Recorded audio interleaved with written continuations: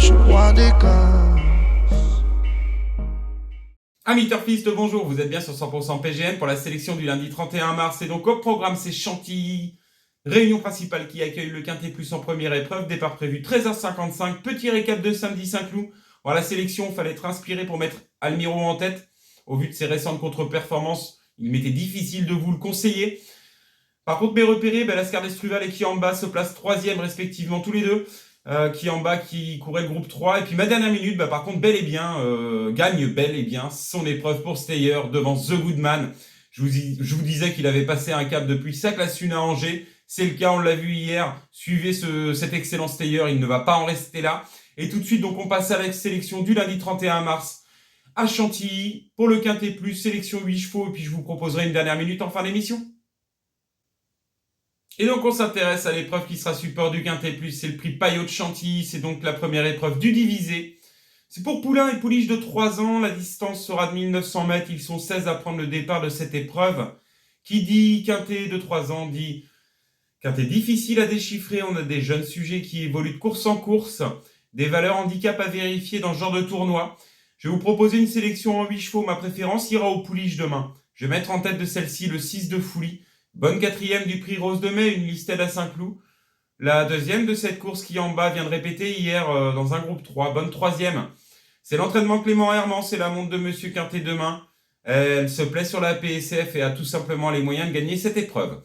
En 2e position, le 15 Filles d'Argentine. Ce sera un petit peu mon coup de poker. De nouveau associé à Yuritz Mendizabal en bas de tableau, petit poids, à montrer des moyens. Je m'en méfie dans cette épreuve. En 3e position, le 4 Alpha Jet. C'est l'entraînement de Mario Baratti, se plaît à Chantilly. Christiane Desmureaux lui fait confiance demain dans cette épreuve. Attention, chance des plus régulières pour la victoire. En 4e position, le 13, Château Esquil, sera monté demain par Alexis Pouchin, vient de prendre une bonne 2e place. J'en attends une confirmation demain dans cette épreuve. En 5e position, le 8 Acto, supplémenté pour l'occasion. C'est l'entraînement de Fabrice Chappé, c'est la montre de Maxime Guyon, c'est finir ses courses à l'issue d'un parcours favorable, c'est un sujet aux premières places.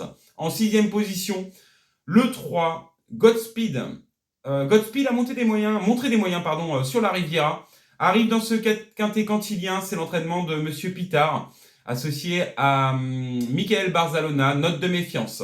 Et puis je terminerai en 7e et 8e position par des outsiders tout à fait valables que seront la Chaumière de Pré, entraînement de Bietolini, c'est le top weight de cette épreuve, la plus haute valeur. Et puis je terminerai par le 16, Mino Galest. C'est l'entraînement de Lily Gabri, sera monté par Augustin Madamé, à une ligne avec Acto. En bas de tableau avec ce petit poids, tirer une petite corde en cas de défaillance des principaux chevaux cités, peut venir chercher une place à Bedcote. Je vous redonne donc ma sélection. Je mets en tête de celle-ci le 6 de Fouly, en 2e position le 15 Filles d'Argentine, en 3e position le 4 Alpha Jet, en 4e position le 13 Château Esquil, en 5e position le 8 Acto, en 6e position le 3 Godspeed, en 7e position l'As Chaumière de Pré, et je terminerai par le 16 Mino Galest. Et donc c'est dans les jumelles de Nono. Aujourd'hui je vous propose une dernière minute, c'est dans la dernière épreuve, la 8e à Chantilly. Suivez le numéro 6, Jess Livermore, c'est l'entraînement de Pierre Groual.